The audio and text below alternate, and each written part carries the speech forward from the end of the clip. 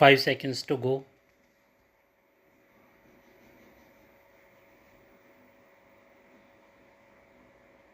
Start. Honorable members, our successes are our shared heritage.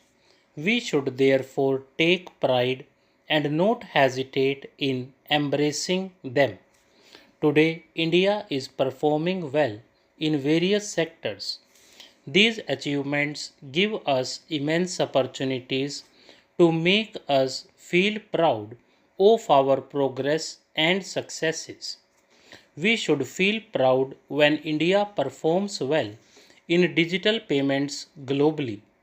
We should feel proud when our scientists successfully land Chandrayaan on the south pole of the moon. We should feel proud when India becomes the fastest growing economy in the world. We should also feel proud when India conducts such a large election exercise without any major violence and disorder. Today, the whole world respects us as the mother of democracy.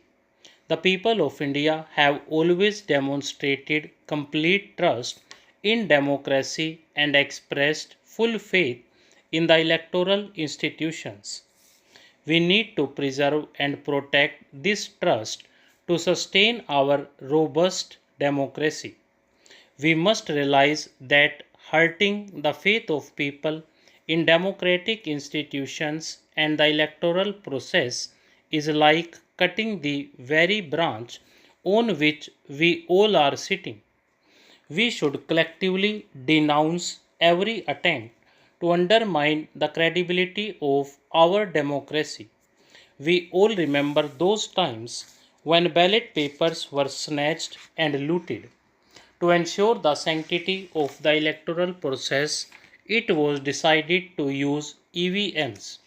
The EVM has passed every test from the Supreme Court to the People's Court in the last few decades. Honorable members, I also want to share with you some of my concerns.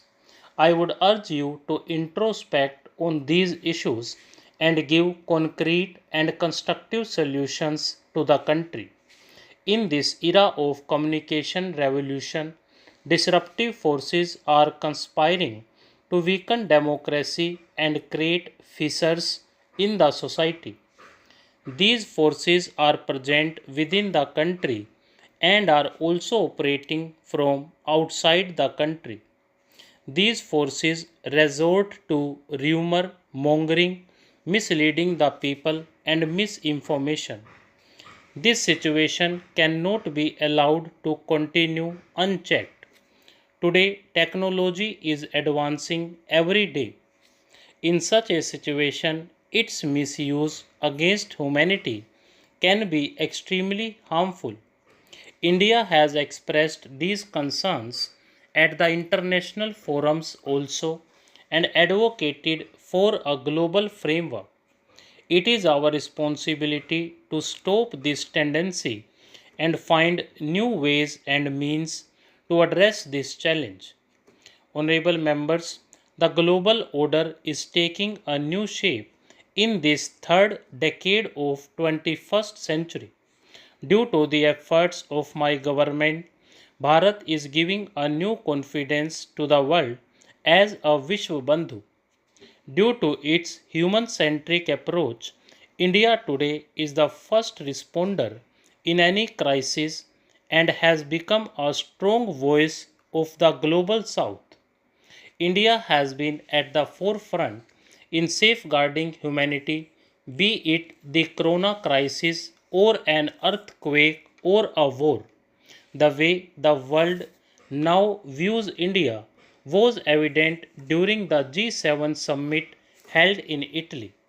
India also brought the world together on various issues during her G20 presidency. It was during India's presidency that the African Union was made a permanent member of the G20. This has strengthened the confidence of Africa and the entire global south. Following the neighborhood first policy India has strengthened its relations with neighboring countries. Participation of the leaders of 7 neighboring countries in the swearing in ceremony of the Union Council of Ministers on June 9 reflects this priority of my government. India, in the spirit of Sabka Saath, Sabka Vikas, is also increasing cooperation with the countries of the Indo Pacific region. Be it East Asia or Middle East and Europe, my government is giving great emphasis on connectivity. It is India's vision that has given shape to the India Middle East Europe Economic Corridor. This corridor will prove to be one of the biggest game changers of 21st century. Honorable members, in a few months, India is going to complete 75 years as a republic. The Constitution of India has stood up to every challenge and every test in the past decades. Even when the Constitution was in the making, there were forces in the world who wished India to fail. Even after the Constitution came into force, it was attacked many times. Today is 27th June. The imposition of emergency on 25th June 1975 was the biggest and darkest chapter of direct attack on the Constitution.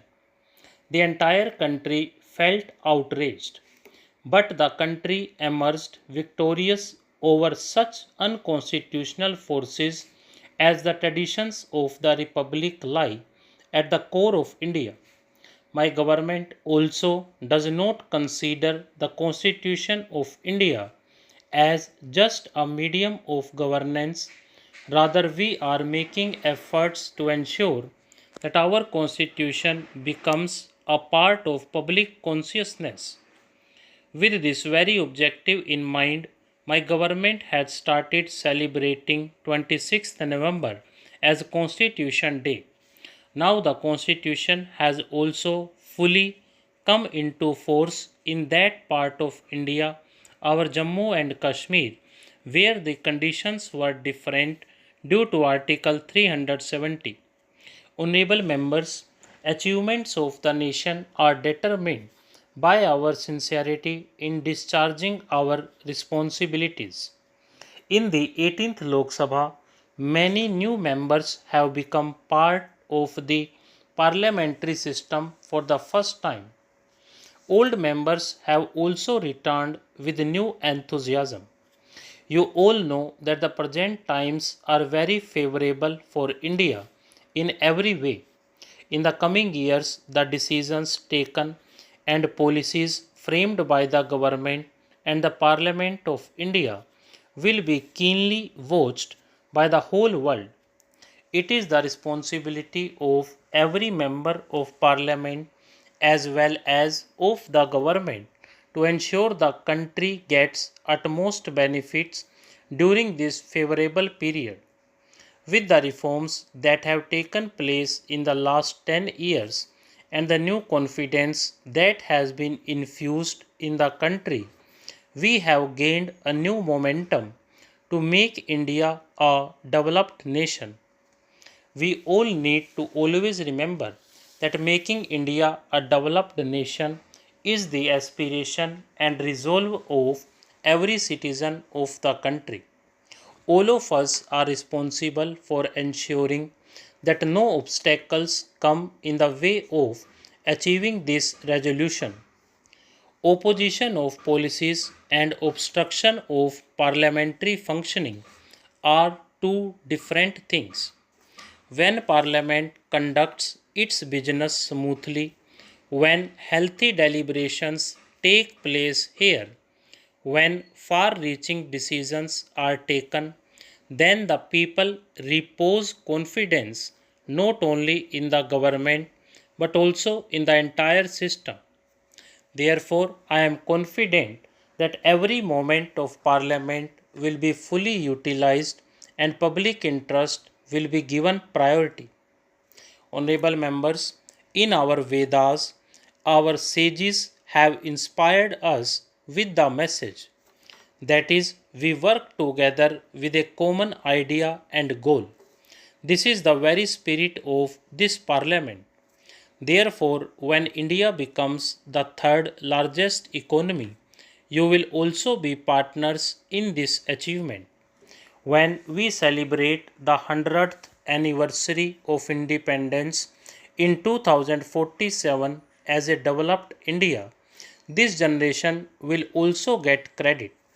The potential that our youth have today, the dedication we have in our resolutions today, our seemingly impossible achievements, all these testify that the era to come is the era of India. This century is India's century and its impact will last for 1,000 years to come.